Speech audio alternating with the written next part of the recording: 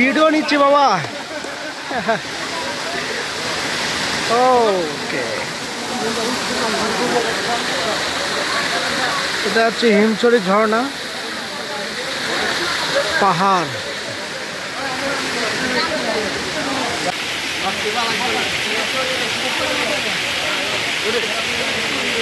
আমরা এখন প্রায় 2000 ফিট উপরে উঠতে যাচ্ছি।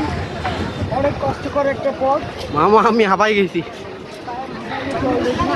ও, এত ভিড় মানুষজনের,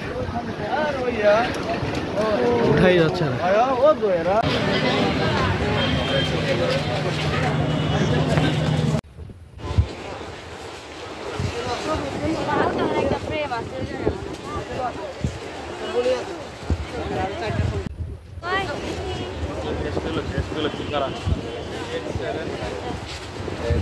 আমার কাজ তো শেষ। প্রচুর হাঁপাই গেছো?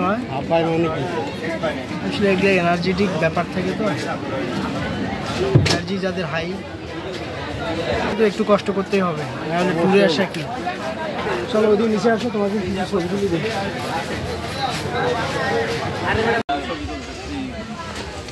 ছবি তুলতে ভিডিও করতে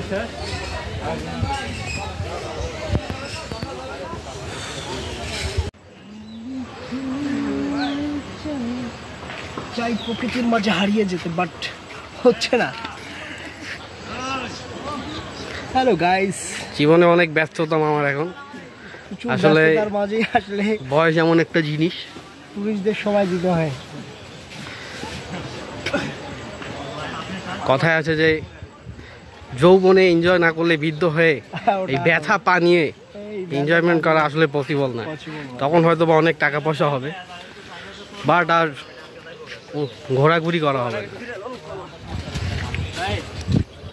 কি মামা, তুমি আমার সাথে একমত? অবশ্যই। তো তোমার তো বাংলাদেশের আর আনাচে কানাচে কোথাও বাকি থাকলো না এবার বাবা? না, এখনো অনেক আছে। দেশ শেষ করে তারপরে বিদেশে যাবো ইনশাআল্লাহ।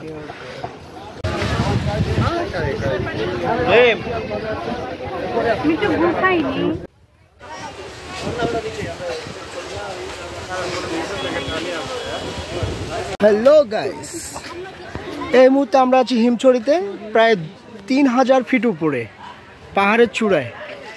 আপনাকে যদি দেখাতে চাই, একদম এটা নিচ দিয়ে গেছে, একদম ঢালু। আমরা সিঁড়ি বয়ে উঠেছি, অনেকটা কষ্টের পথ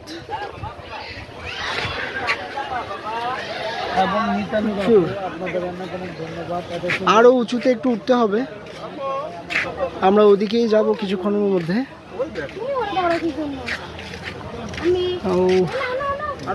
আমরা এখন পাহাড়ের কোল ঘেঁষে একটু এদিকে যাব। সায়েম চলে আসো। ও প্রচুর ক্লান্ত সায়েম। ওকে, পাহাড়ের কোল ঘেঁষে আমরা এখন আরেকটা জায়গায় যাব। এখানে আসতে হলে আপনাকে অনেক এনার্জি নিয়ে আসতে হবে এবং অনেক কেয়ারফুলি থাকতে হবে। একটু অসচেতনার কারণে কোনো দুর্ঘটনা ঘটে যেতে পারে।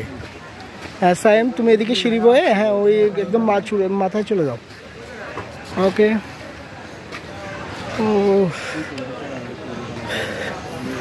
তোমার কাজিনদেরকে একটু ইনভাইট করো, একটু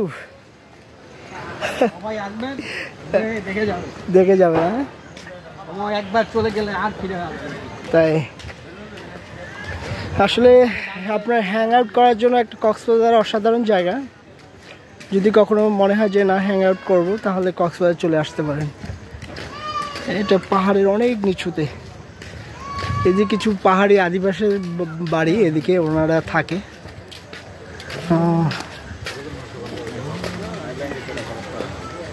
ও ওয়াও, এদিকে আবার ওনারা পর্যটক এই স্পটটা আরও বাড়াচ্ছে আর কি।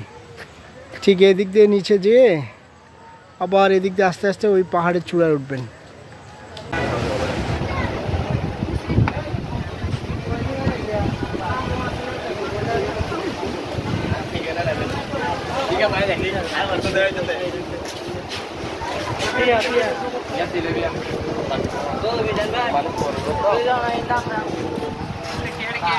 এখন আমরা নামতেছি, অনেক অনেক ঢালু, অনেক এতদূর কষ্ট করে উঠছিলাম এতক্ষণ, এখন নেমে যাওয়ার পালা।